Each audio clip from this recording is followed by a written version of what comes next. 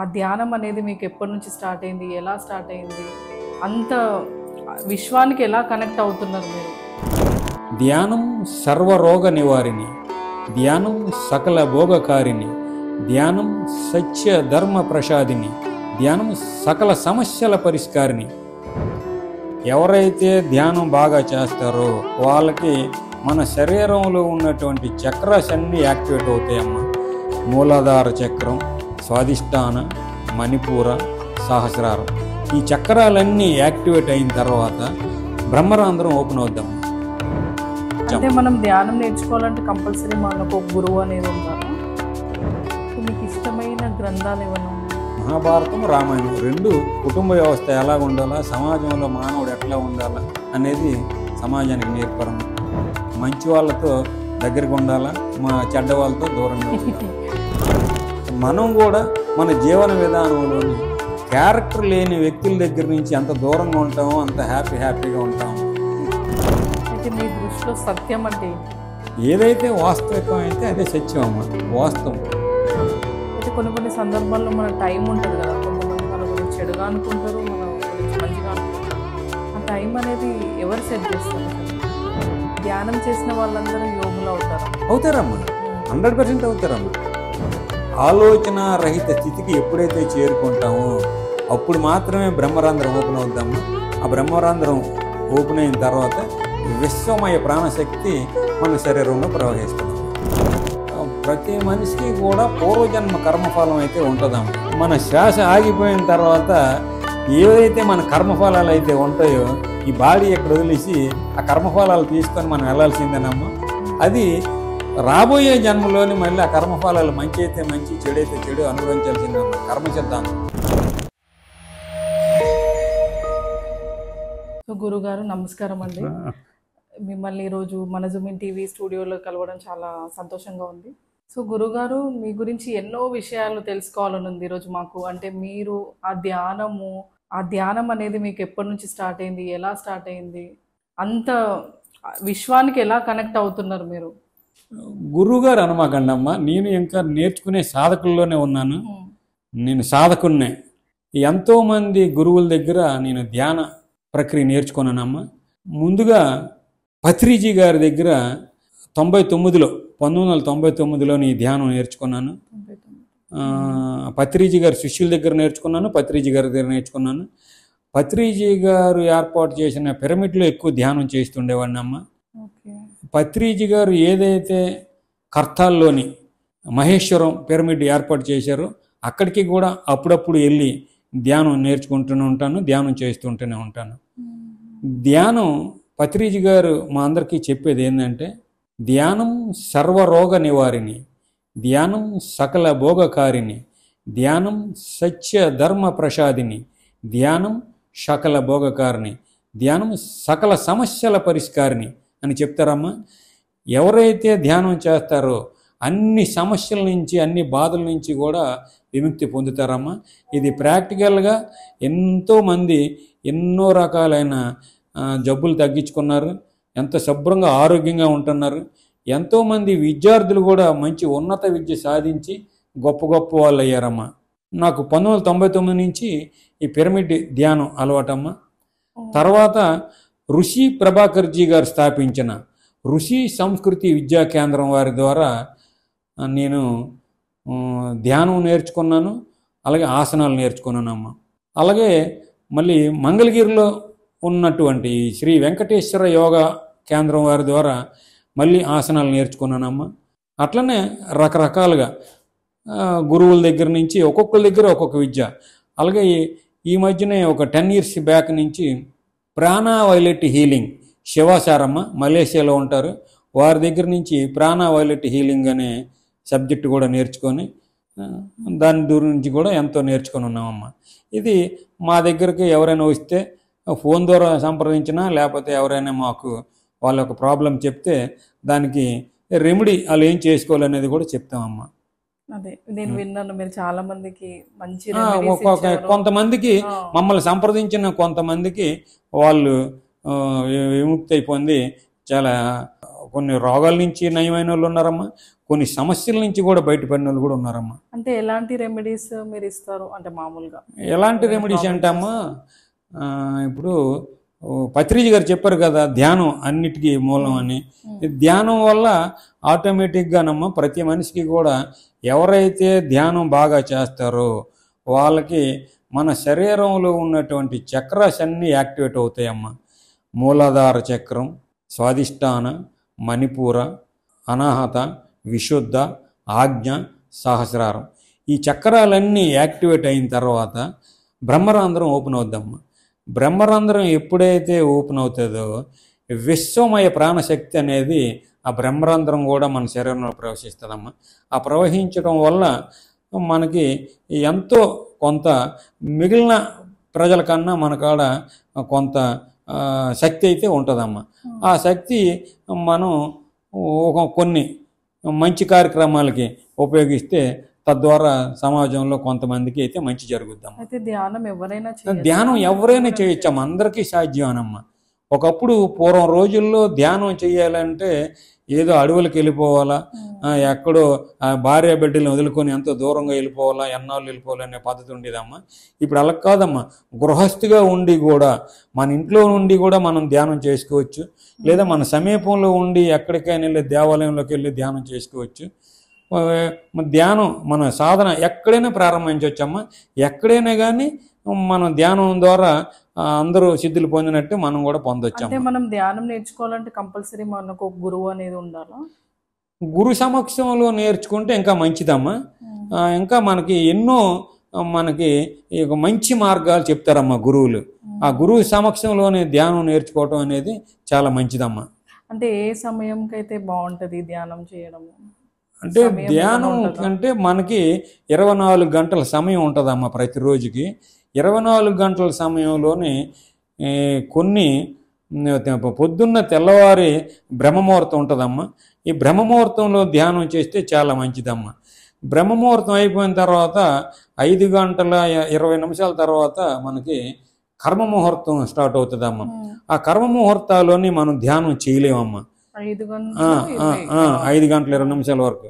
ఆ తర్వాత ఏంటంటే ఆ కర్మముహూర్తాలు ఏంటంటే మానవుడికి రకరకాల పని ఒత్తిడి ఉంటుందమ్మా.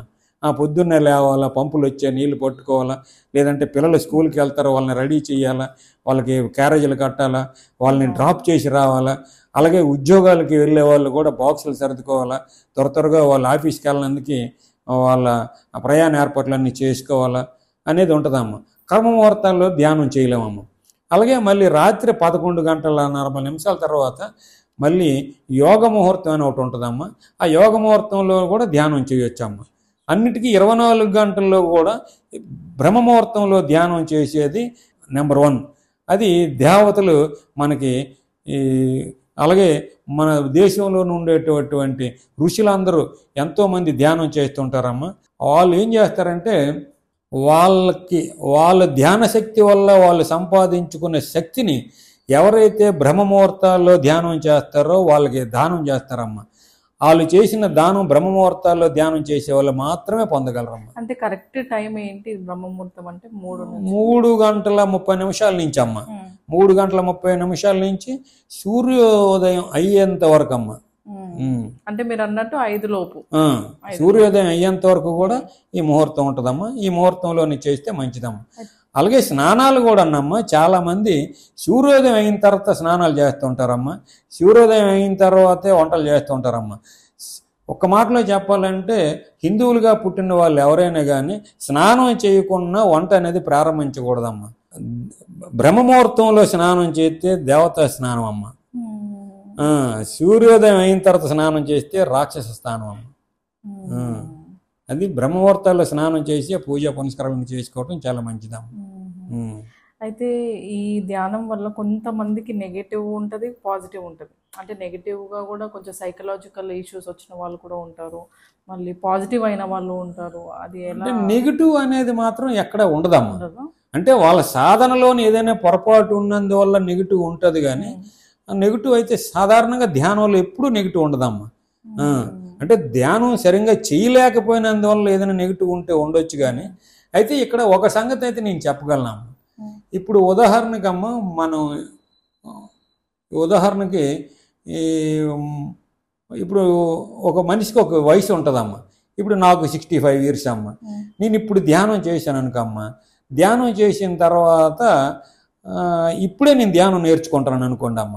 ఇప్పుడే నేను ధ్యానం చేసుకున్న తర్వాత విశ్వమయ ప్రాణశక్తి శరీరంలో ప్రవేశించిన తర్వాత మన బాడీలో ఉండే నెగిటివ్ ఎనర్జీ బయటికి పోద్దమ్మా. ఆ బయటికి వెళ్ళేటప్పుడు కొంచెం నెగిటివ్ ఎనర్జీ బాడీకి టచ్ అవుతుంది, మనసుకి టచ్ అవుతుందమ్మా. ఇది సింపుల్గా మీకు అర్థమయ్యేటట్టు చెప్పాలంటే అమ్మా, ఇప్పుడు ఒక ఇల్లు ఉంటుందమ్మా, మన ఇల్లే ఉంటుంది. ఒక 6 నెలలు మనం ఆ ఇంటికి రాలేదు. 6 నెలలు ఇంటికి రాకపోతే శుభ్రంగా ఇల్లంతా బూజు పడుతుంది. ఆ బూజు పడితే మనం ముందుగా బూజు అంతా శుభ్రం చేసుకొని డస్ట్ అంతా క్లీన్ చేసుకొని కానీ ఆ ఇంట్లో ఉండలేము శుభ్రం చేసుకుంటున్నప్పుడు. ఆ డస్ట్ అంతా బూజు దులిపేటప్పుడు కానీ శుభ్రం చేసేటప్పుడు కానీ అక్కడున్న కొన్ని దుమ్ము రేణువులు మన శ్వాస గుండా శరీరంలో ప్రవేశించడం వల్ల అప్పుడు మనకి ఏం ఏర్పడుతుందంటే కొంత జలుబు దగ్గు తుమ్ములు వస్తాయమ్మ. ఆ నెగిటివ్ ఎఫెక్ట్ అనమాట. అది ఎప్పుడైతే అదంతా మళ్ళీ మనంతా క్లీన్ చేసేస్తామో ఒక ప్రశాంత వాతావరణంగా ఇల్లు శుభ్రపడుతుందమ్మా. అప్పుడు మనం ఉంటే అప్పుడు ఏమి కాదమ్మా. ఇక పర్ఫెక్ట్గా సంపూర్ణంగా మనం ధ్యానం చేసుకున్నందువల్ల మన బాడీలో ఉండే నెగిటివ్ ఎనర్జీ బయటికి పోద్ది, కానీ ధ్యానం వల్ల మాత్రం నెగిటివ్ ఎనర్జీ రాదు. అయితే ఆడవాళ్ళు కూడా అందరూ చేయొచ్చు అమ్మ, అందరూ చేయొచ్చు. ధ్యానంకి అందరూ అర్హులే, ఆడ మగ తేడా లేదు, అందరూ చేయొచ్చు. అయితే కరెక్ట్ ధ్యానం అనేది ఎలా చేయాలి అసలు చాలా మందికి అంటే పతంజలి మహర్షి గారు 108 రకాలైన ధ్యానాలని మనకి ఏర్పాటు చేశారమ్మా. ఇప్పుడు 108 రకాల ధ్యానంలోని ఇప్పుడు మనకి గౌతమ బుద్ధుడు అందించింది ఆనాపాన సతి. ఆన అంటే తీసుకోవటం, పాన అంటే విడిచిపెట్టడం, సతి అంటే కూడుకొని ఉండటం. శ్వాస తీసుకోవటం, శ్వాస వదిలిపెట్టడం, దాన్ని కూడుకొని ఉండటం, శ్వాసని గమనిస్తూ ఉండటం. మనం తీసుకున్న శ్వాస ఉంటే శివం, శ్వాస పోతే శవం. ఎప్పుడైతే మనం శ్వాస తీసుకోగలుగుతున్నామో మనం సంపూర్ణ శక్తివంతులుగా ఉన్నట్టు, సంపూర్ణ ఆరోగ్యవంతం ఉన్నట్టమ్మా.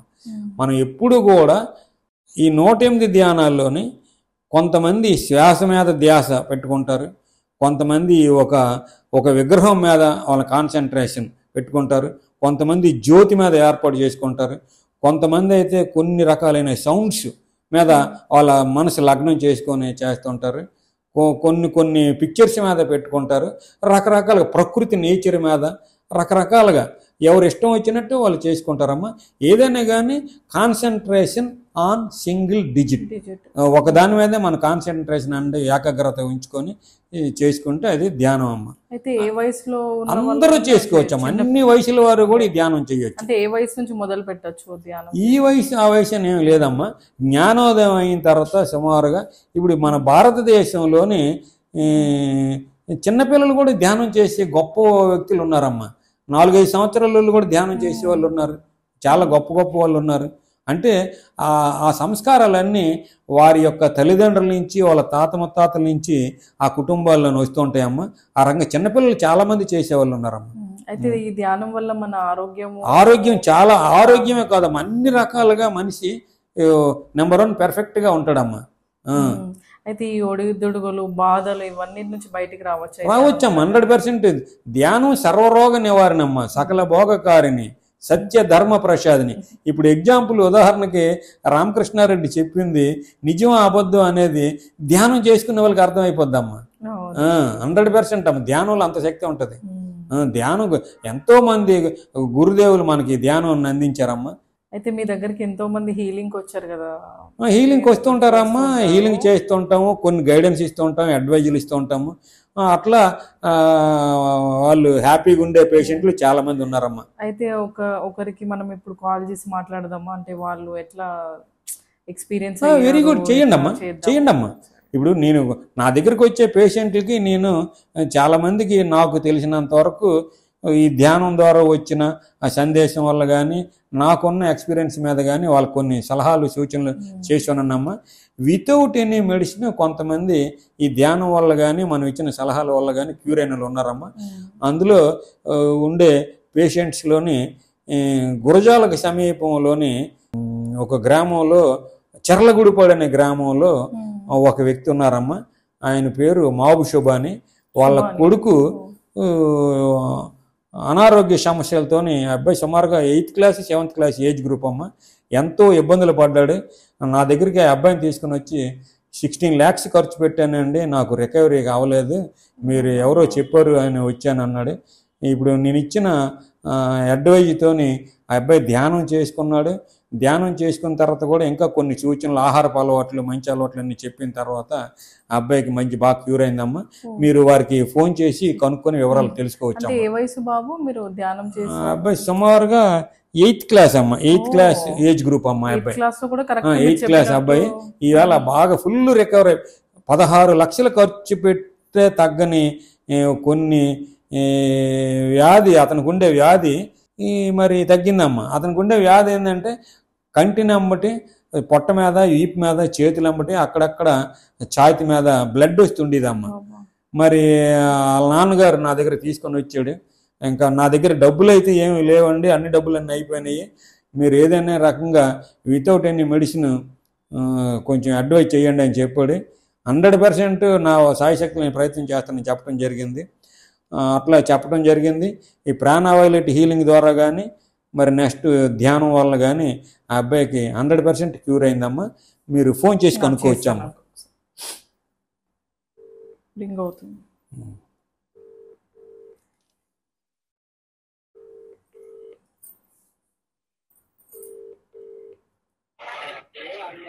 శుభాని గారు, హలో శుభాని గారు అండి? నమస్కారం అండి. అయితే మేము మామూలుగా కాల్ చేసాము, అదే రామకృష్ణారెడ్డి గారు. అయితే తను మీ బాబుకి ట్రీట్మెంట్ ఇచ్చారు కదా, సో ఎలా ఇచ్చారు ఏంటి అని కనుక్కుందాము. ట్రీట్మెంట్ అంటే అది వస్తుంది. అంటే ఎలాంటి సమస్య ఉండే మీ బాబుకి? దాని గురించి నేను 20 లక్షలు దాకా ఖర్చు పెట్టాను. అసలు పెట్టేగానే తక్కువ అయితే లేదు. అబ్బాబ్బా, అంటే శరీరంలో అంత రక్తం రావడము అట్లా జరిగిందా? సిటీ హాస్పిటల్ ఎంతమంది డాక్టర్స్ అక్కడ చూపించాను. లాస్ట్ కి కామకోటి హాస్పిటల్ కూడా వెళ్ళాను. ఓకే, అయితే డాక్టర్స్ ఏమన్నారు? అంటే ఎందుకు అంటే మాకు ఇది తెలియదండి, దీనికి వైద్యం అంటూ ఏ మెడిసిన్స్ ఏరియా లేవు, మీరు వాడటం కూడా అనవసరం అంటే మీరు ఇంటికి తీసుకోండి అని చెప్పారు. అబ్బాబ్బా, ఏ సొల్యూషన్ లేదన్నారు అంత ఖర్చు పెట్టి మీరు 20 లక్షల దాకా. తర్వాత మీకు రామకృష్ణారెడ్డి గారు ఎలా కలిసారండి? అతను మా పాపం చెల్లు ద్వారా మనకు కలిసాడండి. గురువు గారు ట్రీట్మెంట్ చేసిన తర్వాత మా బాబు ఇలా రిక్వైర్ అయింది మేడం గారు. బాబా, ఎలాంటి ట్రీట్మెంట్ ఇచ్చారు గురుగారు? గురువు గారు ఏం లేదమ్మా, మనకి యోగా ఒక చూపించాడు. యోగా ధ్యానం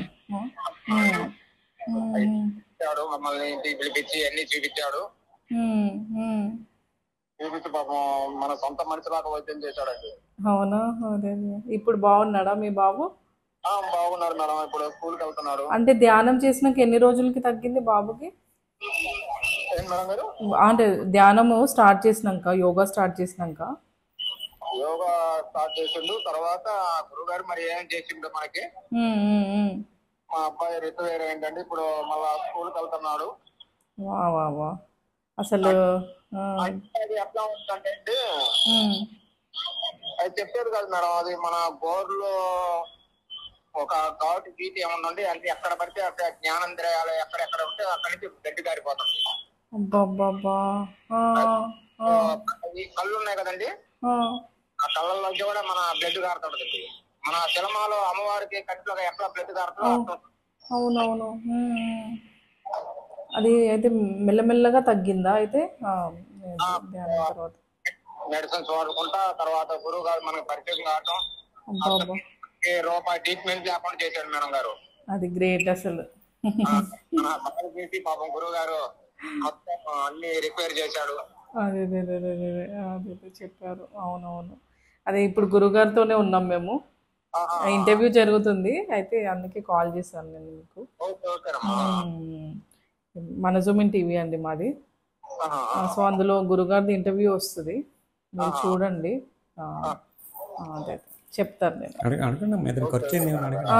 అడిగాను. అదే అయితే మీరు ఓవరాల్ ఖర్చు ఎంత అయింది మీకు ఈ హాస్పిటల్ ఖర్చు? 20 లక్షలు దాటండి మేడం గారు. అంటే ఏ హాస్పిటల్ వద్దులే కానీ అంటే మామూలుగా ఎంతమంది డాక్టర్స్ చూసినా కానీ ఏమీ జరగదు అని చెప్పారా?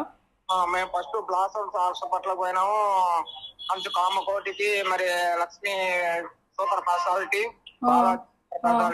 మొత్తం తిరిగామండి, చాలా తిరిగాము. అసలు ఏ డాక్టర్ కి కూడా అసలు ఏంటి ప్రాబ్లం అని తెలియదు, అంటే ఎందువల్ల వచ్చింది.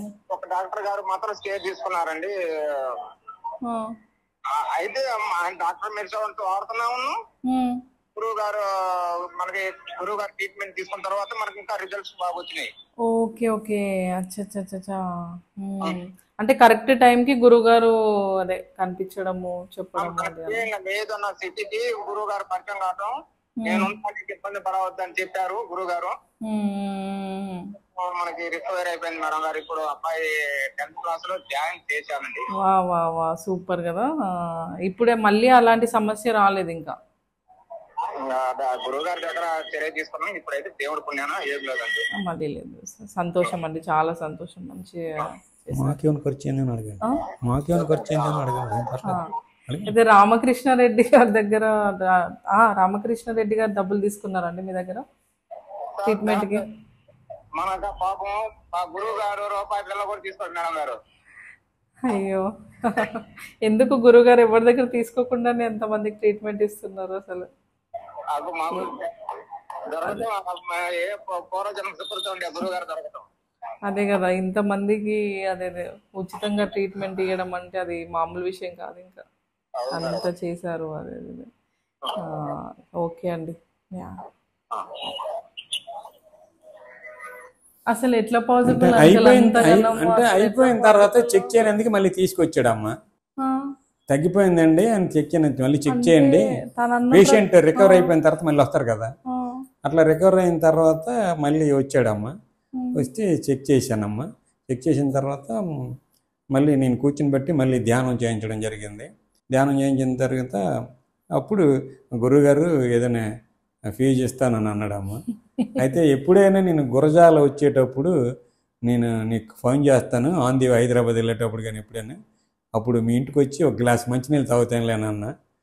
అంటే ఈ మధ్యనే ఒక 15 రోజుల క్రితం నేను గురజాల మీదగా హైదరాబాద్ వస్తుంటే నాకు ఎదురొచ్చి కనిపించి వాటేసుకున్నాడమ్మా.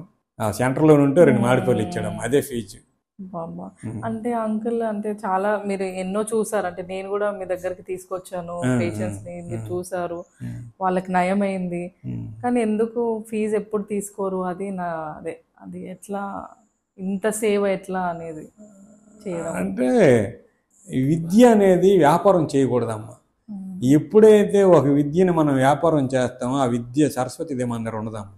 భగవంతుడు ఏదో రంగు ఇస్తాడమ్మా, ఇస్తాడు ఒకే రంగు. ఇప్పుడు మనం వైద్యం చేసుకుంటూ వెళ్ళిపోతే ఇప్పుడు డొక్కా సీతమ్మ గారు ఉన్నారమ్మా, ఆమె ఆఖరికి వచ్చిన వాళ్ళందరికీ అన్నదానం చేస్తూనే ఉండేది. ఆఖరికి ఒక సందర్భంలో నీ భర్త ఒంటి మీద బంగారం, ఇంట్లో బంగారం మొత్తం అమ్మేసావు, ఇంకా ఎక్కడుంది మనం దానం చేయనందుకు, అన్నదానం చేయనందుకు అని అంటే, నేను చేస్తూనే ఆ వెంకటేశ్వర స్వామి మనల్ని ఇస్తాలే, అప్పుడే మనం చేద్దామన్నది. ఒక సందర్భంలో వాళ్ళ పొలంలోనే ఆ వెంకటేశ్వర స్వామి లంకిపోయింది నిండా బంగారం ఇచ్చాడమ్మ. అది చరిత్రగా ఎరిగిన సత్యం అమ్మ. అంటే ప్రకృతి అమ్మ ఎప్పుడు ఎవరికి ఏది ఇవ్వాలి అది ఇస్తుందమ్మ. అది వ్యక్తుల దగ్గర కాదు, భగవంతుడు ఏదో రంగా ఇవ్వచ్చు. అంటే వ్యక్తి నుంచే తీసుకోవాలని లేదు. మాకు కూడా మీరు అనుకోకుండా ఒక గుడిలో కలవడం, ఆటోమేటిక్ ఆ రోజు కలిసామమ్మా, కలిసినందుకు చెప్పామమ్మా. ఏదో మాకు ఆ పూర్వజన్మ సుకృతం అమ్మ. అది గురువుల ద్వారా కొన్ని ఈ ప్రాణవైలెట్ హీలింగ్ కానీ, ధ్యానం కానీ, ఇంకా కొన్ని ఆసనాలు కానీ నేర్చుకోవటం వల్ల ఎక్కడ ఎవరికి ఏది సూట్ అవుతుందో అది చెప్పడం జరిగినందువల్ల నాకు పేషెంట్లు అలాగే మంచి రికవర్ అవుతారమ్మా. అయితే మిమ్మల్ని మామూలుగా ఎవరైనా కాల్ చేయాలంటే మామూలుగా మీ నెంబర్ ఇవ్వండి అమ్మా, ఏం కాదు ఇవ్వండి అమ్మా, నెంబర్ ఇవ్వండి. అంటే ప్రతి మనిషికి కూడా పూర్వజన్మ కర్మఫలం అయితే ఉంటుందమ్మా. ఆ కర్మఫలం ఇప్పుడు ఉదాహరణకి ఒక వ్యక్తి ఉంటాడమ్మా, ఆ వ్యక్తి ఒక ఇంట్లో అద్దెకి తీసుకొని ఉంటాడమ్మా. ఏదో సందర్భంలో ఆ ఇల్లు ఖాళీ చేసి బయటకు వెళ్ళాల్సిందే కదమ్మా. ఆ ఇల్లు ఖాళీ చేసి బయటకు వెళ్ళేటప్పుడు ఇల్లు మాత్రం అక్కడ వదిలేస్తాడమ్మా, ఇతని సామాన్ల వరకు సర్దుకొని బయటికి పోతాడమ్మా. అట్లనే మన శరీరం భగవంతుడు ఇచ్చిన ఇన్స్ట్రుమెంట్ అమ్మ. ఇది ఎప్పుడైనా కానీ మన శ్వాస ఆగిపోయిన తర్వాత ఏవైతే మన కర్మఫలాలు అయితే ఉంటాయో ఈ బాడీ ఎక్కడ వదిలేసి ఆ కర్మఫలాలు తీసుకొని మనం వెళ్ళాల్సిందేనమ్మా. అది రాబోయే జన్మలోని మళ్ళీ ఆ కర్మఫలాలు మంచి అయితే మంచి, చెడు అయితే చెడు అనుభవించాల్సిందన్నమాట. కర్మ సిద్ధాంతం. కర్మకి జ్ఞాపక శక్తి ఎక్కువ అమ్మ. ఎప్పుడు మంచి చేస్తే మంచి, చెడు చేస్తే చెడు ఎప్పుడు మన అంటే ఉంటుందమ్మా. అది అనుమానమే లేదు. మంచి చేస్తే మంచి, చెడు చేస్తే చెడు రెట్టింపుగా ఉంటుందమ్మా. అనుమానమే లేదు. అయితే మీ కుటుంబం గురించి మాట్లాడుకుంటే అంటే మీకు ఎంతమంది? ఇద్దరు అబ్బాయిలమ్మా. ఇద్దరు అబ్బాయిలు, ఒక అబ్బాయి సాఫ్ట్వేర్ ఇంజనీర్ అమ్మ, ఒక అబ్బాయి కన్స్ట్రక్షన్ అమ్మ. ఇద్దరు ఇక్కడ హైదరాబాద్లోనే ఉంటారమ్మా. నేను కూడా ఒక 1 year అయిందమ్మా ఇక్కడికి వచ్చి.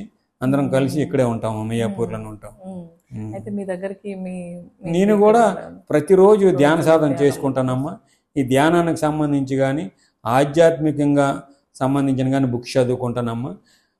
అట్లనే గురువుల యొక్క సందేశాలు ఎక్కువ వింటూ ఉంటానమ్మా. ప్రోగ్రామ్స్లో అవన్నీ చూస్తుంటానమ్మా. నాకు పరిచయం లేని గురువులు కూడా ఇప్పుడు చక్రరాశి గురించి నేను అదే మన సదానందగిరి గారు కాశీలో ఎవరైతే ఉన్నారో వారికి 109 సంవత్సరాల వారి యొక్క టీవీలు చూస్తూ ఉంటానమ్మా. అలాగే రమణానంద గురూజీ గారు ఒక ఆయన ఉన్నారమ్మా, వాళ్ళ ప్రోగ్రామ్స్ అన్నీ చూస్తూ ఉంటానమ్మా. అలాగే జీవేశ్వర స్వామి గురూజీ గారు ఉన్నారమ్మా శంషాబాద్ ఏరియాలో, వారి ప్రోగ్రామ్స్ కూడా చూసి అన్ని నేర్చుకుంటూ ఉంటానమ్మా. రకరకాల ప్రోగ్రామ్స్ ఈవేళ మనకి అన్ని ఛానల్స్లోని యూట్యూబ్స్లో అందుబాటులో ఉన్నాయమ్మా. ఆ రంగం కూడా చూసుకుంటున్నాం. కొన్ని ప్రత్యక్షంగా కొన్ని వింటూ ఉంటానమ్మా. కొన్ని కార్యక్రమాలు వారి ద్వారా ఎన్నో నేర్చుకుంటాము. చాలా మంది ఇప్పుడు ఫేస్ చేసేది కోపం కానీ, బాధ, సంతోషం, ఇవన్నీ తట్టుకోలేనంత ఉంటది కదా. అట్లాంటప్పుడు మనం ఎట్లా కంట్రోల్ చేసుకోవాలి? మనం ధ్యానమే పరిష్కార మార్గం అమ్మా. వాళ్ళ చెంత ధ్యానం చేయించండి, ఏ కోపం ఉండదు, అంతా నార్మల్గా అయిపోతారు. అలాగే ఎక్కువ మంది ఫెయిల్ అవుతుంటారు విద్యార్థులు, ధ్యానం చేయించండి, వాళ్ళు మంచి సక్సెస్ రేట్ సాధిస్తారు. నేను విజయనగరం జిల్లా సాలూరు, అంటే ఇప్పుడు ప్రస్తుతం పార్వతీపురం మన్యం జిల్లా అమ్మ. కొన్ని గవర్నమెంట్ హాస్టల్స్లోని అక్కడ తాలూకా డిపార్ట్మెంట్ వాళ్ళ పర్మిషన్ తీసుకొని స్కూల్స్లో కానీ హాస్టల్స్లో కానీ ధ్యానం చేయించేవాడినమ్మ. అలా ధ్యానం చేయించిన పిల్లలు నెంబర్ వన్గా సక్సెస్ అవటమే కాకుండా వాళ్ళ లైఫ్లోని ఉన్నత శిఖరాలు పొందిన వాళ్ళు కూడా ఉన్నారమ్మ. సూపర్. అంటే మీ దగ్గరకు వచ్చే వాళ్ళు ఎక్కువగా ఎలాంటి సమస్యలతో వస్తారు? అంటే ఒక్కొక్క మనిషికి ఒక్కొక్క సమస్య ఉంటుందమ్మా. ఆరోగ్య సమస్యలు ఉంటాయమ్మా, మానసిక సమస్యలు ఉంటాయమ్మా. ఇప్పుడు కొంతమందికి ఉదాహరణకి అంటే ఇప్పుడు కొన్ని బ్లాక్స్ ఉంటాయమ్మా. కొంతమందికి ఫైనాన్స్ బ్లాక్ ఉంటుందమ్మా, కొంతమందికి ఎడ్యుకేషన్ బ్లాక్ ఉంటుందమ్మా, కొంతమందికి ప్రెగ్నెన్సీ బ్లాక్ ఉంటుందమ్మా, కొంతమందికి మ్యారేజ్ బ్లాక్ ఉంటుందమ్మా. అట్లా ఈ ఒక్కొక్క బ్లాక్ తీయాలంటే ఏం చేయాలనేది వాళ్ళకే చెప్పి డైరెక్షన్ ఇస్తామమ్మా పీవీహెచ్ సెంటర్ ద్వారా. ఈ బ్లాక్స్ ఏ బ్లాక్ ఉంది, ఇప్పుడు ఉదాహరణకి ఎడ్యుకేషన్ బ్లాక్ ఉండే వ్యక్తి వాడు ఎంత చదివినా రాదమ్మా. అలాగే కొంతమందికి జాబ్ బ్లాక్ ఉంటుందమ్మా, వాడు ఎంత గొప్ప మేధావైనా కానీ ఆ జాబ్ బ్లాక్ ఉంటుండగా ఉద్యోగం రాదమ్మా.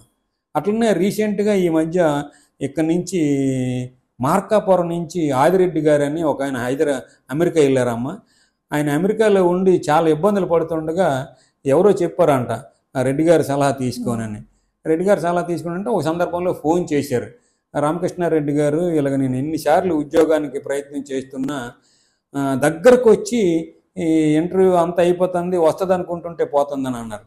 అంటే చెక్ చేస్తే వారికి జాబ్ బ్లాక్ ఉందమ్మా. ఆ జాబ్ బ్లాక్ ఎట్ట పోవాలి అనేది అడిగారమ్మా. అది చెప్పాను, ఆ రకంగా చేశారు. జాబ్ చేస్తానరమ్మా. మళ్ళీ వాళ్ళ అన్నయ్య గారి ద్వారా నాకు కబురు చేశారమ్మా, జాబ్ వచ్చింది చేసుకుంటానని. ఈసారి ఎప్పుడైనా ఇండియా వస్తే హైదరాబాద్ వస్తే తప్పనిసరి కలుస్తానని కబురు చేసి ఉన్నారమ్మా. అయితే ఈ ధ్యానం వల్ల మీ జీవితంలో ఎలాంటి విశేషాలు జరిగాయి? నేను ఎప్పుడు హ్యాపీగా ఉంటానమ్మా. శారీరకంగా కూడా సంపూర్ణ ఆరోగ్యంగా ఉంటానమ్మా. నేను సాధారణంగా హైదరాబాద్ టౌన్లో కూడా సాధ్యమైనంత వరకు ఎక్కడికి వెళ్ళినా కానీ ఒంటరిగా వెళ్తానమ్మా.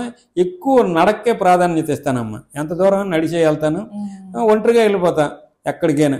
ఏదో సందర్భంలో కొంచెం తప్పనిసరి పరిస్థితుల్లో టైం తక్కువ అయితే మాత్రం ఎవరినైనా డ్రాప్ చేయమంటాం కానీ ఎక్కడికైనా వెళ్దాం అయితే రమ్మంటాం చాలా కానీ తక్కువ మీకు కోపం కానీ బాధ నాకు కానీ కోపం అనేది లేదమ్మా.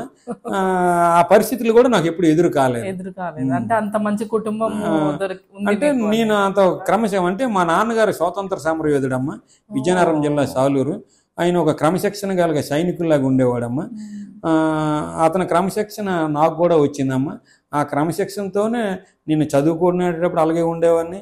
ఉద్యోగం చేసిన 34 సంవత్సరాలు కూడా పల్నాడు జిల్లా వినుకొండలో కూడా అట్నే చేశాను. 34 సంవత్సరాలు కూడా టోటల్గా ఒకే ఊరిలో ఒకే నియోజకవర్గంలోని అక్కడ పెద్దలు కానీ అధికారులు సహకారంతో కానీ ప్రజాప్రతినిధుల సహకారంతో కానీ అలాగ చేయటం వల్ల ఒకే ప్లేస్లోనే 34 సంవత్సరాల్లో ఉండగలిగానమ్మా. చాలా మంది విద్యార్థులు ఇప్పుడు ఇంటర్ విద్యార్థులు చాలా మంది చదవలేక బాధపడుకుంటూ ఎన్నో ఆరోగ్య సమస్యలు వస్తున్నాయి ఆడపిల్లలకి. అంటే ఇప్పుడు చదవలేకనంటమ్మా ఇక్కడ ఈనాటి విద్యా విధానంలోని ఎన్నో లోపాలైతే మనం పిల్లల మీద ఎక్కువ స్ట్రెస్ పెడుతున్నామమ్మా. ఎక్కువ బుక్స్ ఇచ్చి ఒక టైం లేదు. ఇప్పుడు బాగా చదువుకోవాలమ్మా, బాగా ఆడుకోవాలమ్మా, బాగా తినాలా, బాగా రెస్ట్ తీసుకోవాలా. ఈనాటి విద్యార్థులకి రెస్ట్ ఎక్కడుందమ్మా? మొయ్యలేనన్ని బుక్స్ అమ్మా. మరి ఈవేళ కొన్ని ప్రైవేట్ ఇన్స్టిట్యూట్స్కి వెళ్తే ఆ తల్లిదండ్రులు ఎందుకు అక్కడ జాయిన్ చేస్తారో అర్థం కాదు. వాళ్ళకి సరైన నిద్ర ఉండదు, మరి సరైన వసతులు ఉండవు. వాళ్ళ పేరు కోసం మా అబ్బాయి ఇంజనీరింగ్ అయిపోవాలి, అమెరికా వెళ్ళిపోవాలనే ఒక వేరే కాన్సెప్ట్తోని వాళ్ళకి మెదడు మీద ఎక్కువ లోడ్ ఇచ్చినందువల్ల వాళ్ళు తెల్లవారు లేచినప్పటి నుంచి రాత్రి పడుకునేంత వరకు కూడా బుక్సే. ఆటలు లేవు, పాటలు లేవు, సరదా లేదు, సంతోషం లేదు. అన్నందువల్ల వాళ్ళు మానసికంగా కుంగిపోతున్నారమ్మ. ఎప్పుడైతే మానసికంగా కుంగిపోతారో రకరకాలుగా వాళ్ళ మైండ్ డిస్టర్బ్ అయ్యి జీవితం మీద విరక్తి పొంది ఈ సమాజానికి ఈ దూరంగా ఉందామని హత్యలు కూడా చేసుకునే పరిస్థితికి వెళ్ళిపోతారమ్మా. ఆత్మహత్యలు చేసుకుంటారమ్మా. మానసికంగా డిస్టర్బ్ అయిపోతారమ్మా. అందులో నుంచి బయటికి రావాలి. అందులో నుంచి అమ్మ కొంతవరకు చదువుకోవాలా, కొంతవరకు ఆడుకోవాలా, హ్యాపీగా ఉండాలా. ఏందమ్మా ఈ ప్రైవేట్ ఇన్స్టిట్యూట్స్లో ఇవాళ తెల్లవారి 4 గంటలకి 5 గంటలకు లేపేస్తారు.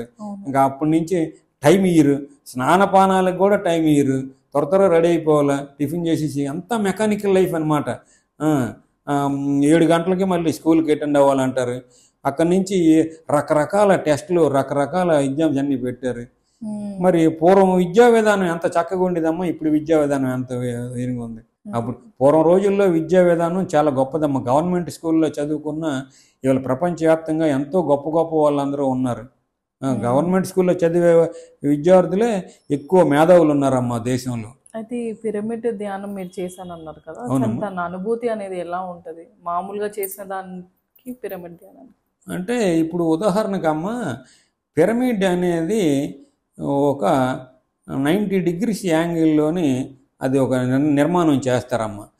ఆ పిరమిడ్ ఏం చేసిద్దంటే విశ్వమయ ప్రాణశక్తిని తీసుకుంటుందమ్మ. విశ్వమయ ప్రాణశక్తిని రిసీవ్ చేసుకొని పిరమిడ్లోని ఎవరైతే ధ్యానం చేస్తారో ఆ ధ్యానం చేసే వాళ్ళకి ఆ ప్రవాహం అందుతుందమ్మ. ఇప్పుడు ఎవరైతే విడిగా చేస్తారో దానికి వచ్చిన ఫలితం కన్నా 4 రెట్లు ఎక్కువ ఫలితం పిరమిడ్లో చేస్తే ఉంటుందమ్మ. అయితే అందరూ పిరమిడ్లో చేయలేరు కాబట్టి పిరమిడ్లోనే చేయలేకపోయినా మనం పిరమిడ్లోనే ఉన్నామని ధ్యానం చేసుకున్న ఎనర్జీ వచ్చేస్తుందమ్మా.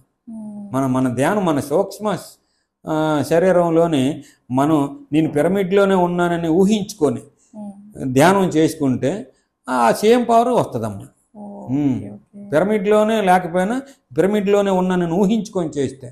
అయితే మీ ధ్యాన శక్తితో ఈ సమాజానికి ఎంతవరకు ఉపయోగపడుతుంది? నా దగ్గరికి వచ్చిన వాళ్ళకైతే మాత్రం కరెక్ట్గా కొన్ని సూచనలు అయితే ఇస్తుంటానమ్మా. నా దగ్గర సూచనలు పొందిన వాళ్ళు ఎవరు ఫెయిల్ అవ్వలేదు. విద్యార్థులకి ఇస్తుంటాను, ఉద్యోగులకి ఇస్తుంటాను, కొంతమంది గృహస్థులకి ఇస్తూ ఉంటాను, కొంతమంది వృద్ధులు ఇస్తూ ఉంటాను, కొంతమంది పేషెంట్లకి ఇస్తూ ఉంటాను. దేవుడి దయ వల్ల వాళ్ళు హ్యాపీగా ఉన్నారమ్మా. సంతోషం. సో మీకు ఇష్టమైన గ్రంథాలు ఏమైనా ఉన్నాయా? ఇష్టమైన గ్రంథం మహాభారతం అమ్మ.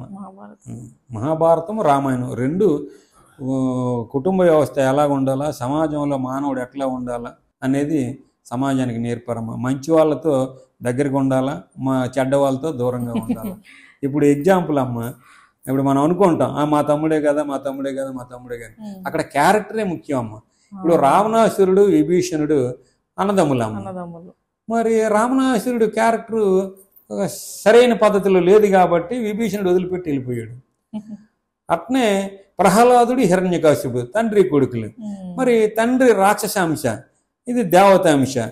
మరి హిరణ్యకశిపుడి దగ్గర క్యారెక్టర్ లేదు కాబట్టి ఈ కొడుకు తండ్రిని వదిలేసి దూరంగా వెళ్ళిపోయాడు. అటనే మనం కూడా మన జీవన విధానంలోని క్యారెక్టర్ లేని వ్యక్తుల దగ్గర నుంచి ఎంత దూరంగా ఉంటామో అంత హ్యాపీగా ఉంటామమ్మా. మనం రకరకాల బంధాలను కలుపుకొని ఈడు మా తమ్ముడేలే, ఈడు మా అన్నయ్యలే, ఈడు మా అన్న కొడుకేలే, ఈడు మా తమ్ముడు కొడుకేలే, ఈడు ఆ చుట్టంలో ఈ చుట్టం అని క్యారెక్టర్ లేని వాడిని వ్యక్తిని మనం ప్రేమించి మనం చేరదీసామంటే మనకి ప్రమాదం ఉంటుందమ్మా. వాడి తరపున జరిగే సమాజంలో జరిగిన ఏ చెడ్డ పనికైనా మనం భాగస్తులు అయిపోతామమ్మా. అందుకని క్యారెక్టర్ లేని వాళ్ళతో ముఖ్యంగా దూరంగా ఉండాలమ్మా. అయితే మీ దృష్టిలో సత్యం అంటే ఏంటి? ఏదైతే వాస్తవికం అయితే అదే సత్యం అమ్మ. వాస్తవం 2 రెళ్ళు 4 సత్యం, 2 3 6 సత్యం. ఎంతోమంది మన భారతదేశంలోని గొప్ప గొప్ప గురువులు జన్మించారు. వాళ్ళ ఆదేశంతోనే మనం ఈవేళ ఇక్కడ ఉన్నాం. అది సత్యం. సైన్స్ డెవలప్మెంట్ అవ్వకముందే సుశ్రుతుడనే గొప్ప యోగి కపాలాన్ని కూడా తీసి సర్జరీ చేశాడమ్మ. కంటికి కూడా